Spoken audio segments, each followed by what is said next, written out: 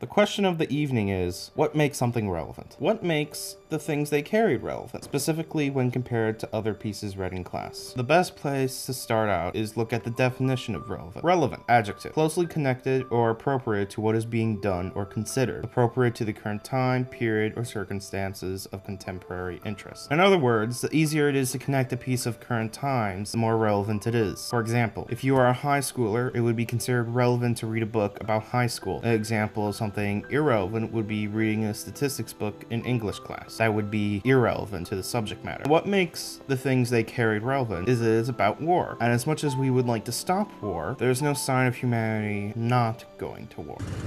Now, as immersive as Tim O'Brien's writing is, it never really feels relevant. I understand and empathize with his situation most definitely, but as a high schooler, there is never a moment when I say to myself, oh, I've been there. Remember that story in The Things They Carry where Marianne Bell turns into a Vietnam native and ties tongues around her neck? Can I really say that's relevant to my life? But if the things they carried can't be considered relevant, then what can be? Othello? Nope, not really. $1 Million Baby? Possibly, but not much. You wanna know what's a really relevant war story for teenagers in high school? Starship Troopers.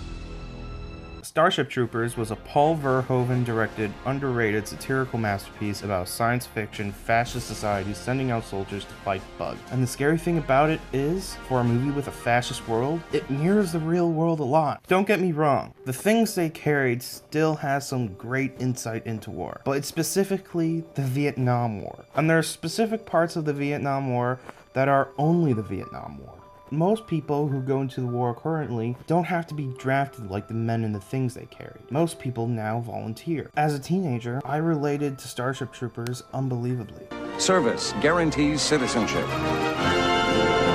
If you switch out the word citizenships with the word college scholarship, it's about the same thing. Students today are borderline brainwashed into thinking they need a college degree to do anything in life. Just like how the people in Starship Troopers think they need citizenship. They are told that serving can get them that. So they sign up, hoping to get a degree and... Oh my God! No! After reading The Things They Carried, I can easily say to myself, well, that was Vietnam. Modern war is different. But with Starship Troopers, it's sort of like the R-Town effect. R-Town may not be making statements like Starship Troopers or The Things They Carry did, but the one thing it does better than anything else is remain timeless. It doesn't matter when or where you live, you can relate to R-Town. You can relate to it because it has no specific time frame. It just has frames and chairs. Starship Troopers is similar. It takes place in the future, but there's no specific date. It's just future. It could take place 1,000 years from now or tomorrow. And with no date, there's no chance of saying to myself, oh, times have changed. I can literally only connect what happens in it to modern times, which happens a bit too often in the film. Just wait a moment.